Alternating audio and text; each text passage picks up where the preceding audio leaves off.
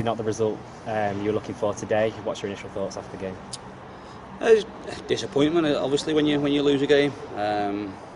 Not going to get dragged down by the fact that we've had a great run. We knew that we'd lose a game eventually. That was a given, as far as I'm concerned. It's, I suppose, how you react now to that. I think the biggest disappointment from my perspective is we've cost ourselves the game in a 7-minute spell either side of half time, where 3 goals we conceded are absolutely horrific.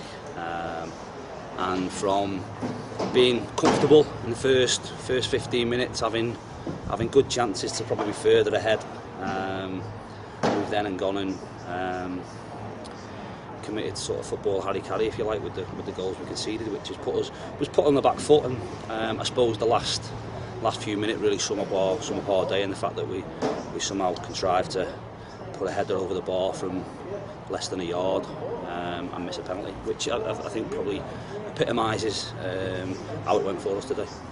Obviously, the 3 goals they scored, all from corners. Is that something you haven't been working so much on in training, or is it something that you're going to be working on in future? I don't. Since set pieces is a case of people going back in and doing the jobs.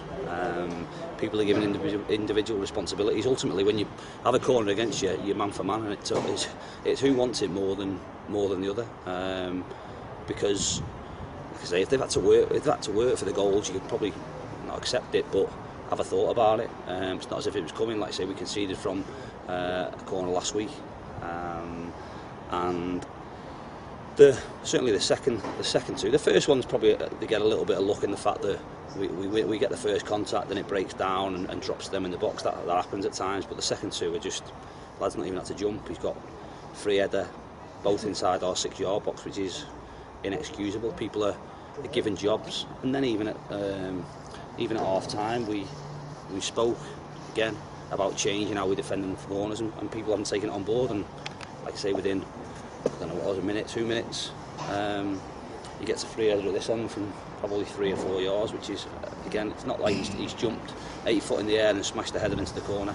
If he'd done that, you'd probably say fair enough, but like I say, the goals we conceded are a nightmare from our perspective, and something we need to do better with. Do you think it was in the players' minds, the FA Cup game next week, or do you think the players were kind of focused on winning this game? No, absolutely not. The FA Cup game is irrelevant, because ultimately they've made us make decisions now. So that performance might cost them the places in the FA Cup. So if that was in their right heads, then ultimately it shouldn't have been. But I know for a fact it wasn't, because like I say, Tuesday and Thursday we trained unbelievably well. Came into the game full of confidence, and really in the first 15-20 minutes we should have been out of sight. And with the chances we've had, probably not made the keeper work enough with a couple of them. And obviously go the goal in front, and like I said, from nowhere, from being comfortable in a game, we've gone and thrown it away. It was similar to Stalybridge, where a 10-minute spell cost us a game of football.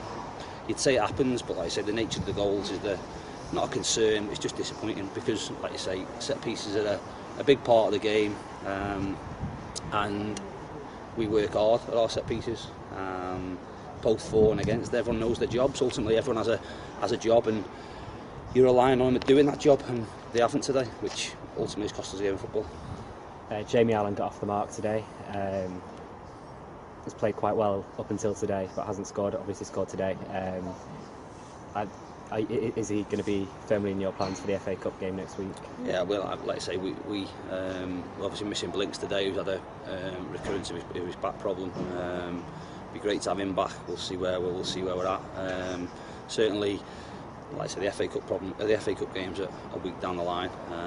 That was never in our minds until after today's game. We'll obviously train this week, have a chat and make decisions, but obviously without Brad, so a change needs to be made somewhere there. And let's say how we go into the game, we'll have a chat over the week, and ultimately prepare properly and make sure that we go there, enjoy the game, because it's, like I say, it's a good opportunity, but go and try and put in a performance, and let's say as quickly as possible after a defeat, you want to get sort of back on the horse, if you like. We've got a week now to prepare for certainly for some of them will be the biggest game they've played in. So we'll look forward to that game. We're disappointed tonight, but we'll put that behind us and move on.